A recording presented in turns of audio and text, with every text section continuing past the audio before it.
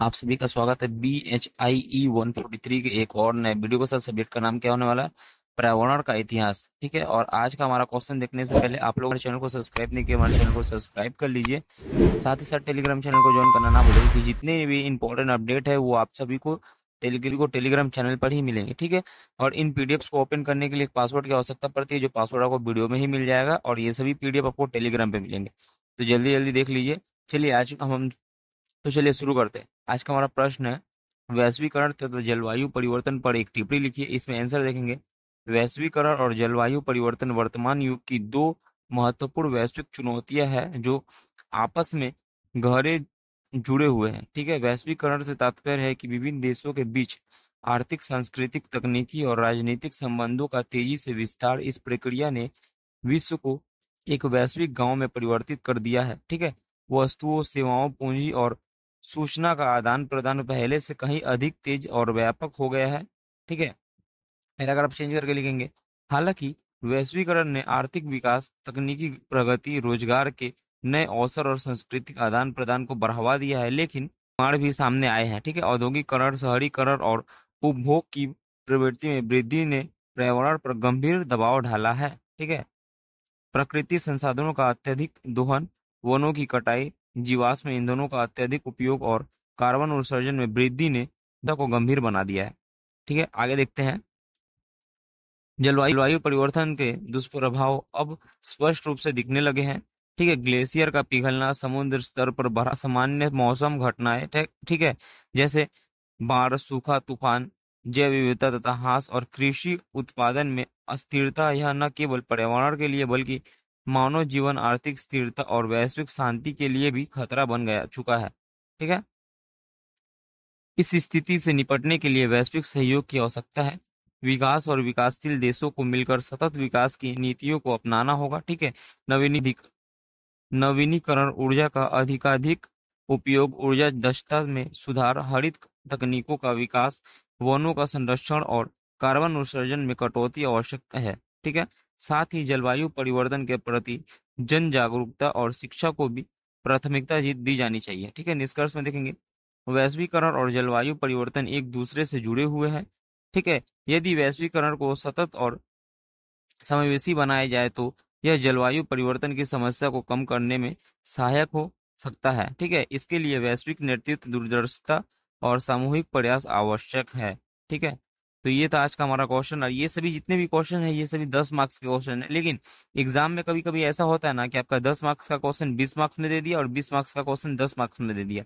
ठीक है, तो इन सभी 20 मार्क्स का क्वेश्चन था, लेकिन 10 मार्क्स में दे दिया, तो टेंशन लेने की कोई बात नहीं है।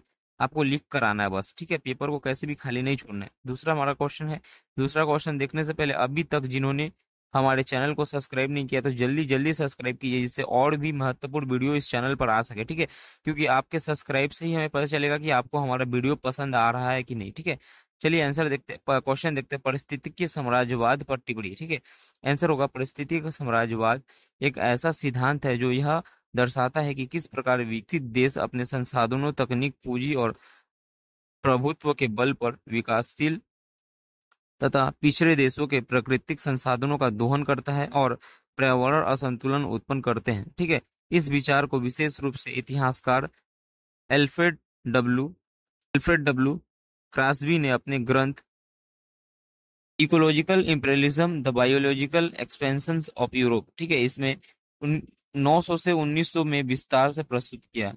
900 ईसा पूर्व से लेकर 1900 ईसा पूर्व में विस्तार से प्रस्तुत किया है। ठीक है, मुख्य बिंदु क्या है? संसाधनों का दोहन। इसमें देखेंगे, विकसित देश विकासशील देशों के खनिज, वन, जल, जैव विविधता आदि का शोषण करते हैं। इससे स्थानीय समुदायों की आजीविका संकट उत्पन्न होता है। ठीक है, दूसरा देखेंगे, प्रदूषण का स्थानांतरण। इसमें देखेंगे, विकसित देश अक्सर अपने प्रदूषणकारी उद्योगों को विकासशील देशों में स्थापित करते हैं, जिससे वहां के पर्यावरण पर गहरा नकारात्मक प्रभाव पड़ता है। ठीक है, अगला पॉइंट देखेंगे, इसमें आप 1 2 3 करके लिखिएगा। जलवायु परिवर्तन में योगदान। इसमें लिखेंगे, वैश्विक ग्रीन हाउस गैस उत्सर्जन में विकसित देशों का ऐतिहासिक योगदान अधिक है, परंतु इसके दुष्परिणामों को गरीब और पिछड़े देश अधिक झेलते हैं। ठीक है, 9 उपनिवेशवाद का स्वरूप। इसमें देखेंगे, यह आर्थिक और तकनीक प्रभुत्व के माध्यम से एक प्रकार के नव उपनिवेशवाद का रूप लेता है, ठीक है, जहां परिवर्तनीय संतुलन को क्षति पहुंचाकर भी शक्तिशाली राष्ट्र अपने हित साधते हैं, ठीक है।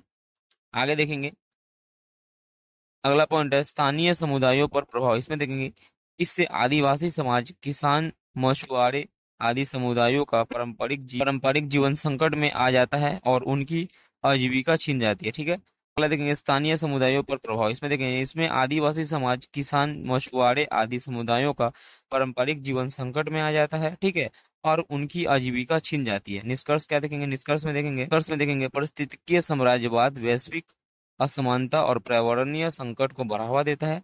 इससे न केवल विकासशील देशों के संसाधनों का दोहन होता है, बल्कि वैश्विक पारिस्थितिकीय संतुलन भी बिगड़ता है, ठीक है।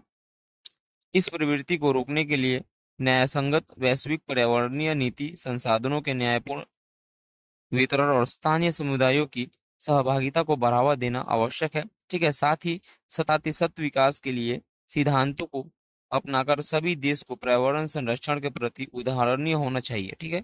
ये था आज का हमारा क्वेश्चन। जिन्हें भी हमारा ये वीडियो पसंद आ रहा है, जिन्हें भी हमारा ये वीडियो पसंद, हमारे चैनल को सब्सक्राइब करना ना भूले, साथ ही साथ टेलीग्राम चैनल को भी ज्वाइन कर लीजिए, ठीक है। अधिक से अधिक लाइक, कमेंट, शेयर कीजिए और अधिक से अधिक सब्सक्राइब कीजिए, इससे और भी नए नए वीडियो टाइम टू टाइम इस चैनल पर आते रहे। मिलते हैं एक और नए वीडियो के साथ, तब तक के लिए धन्यवाद।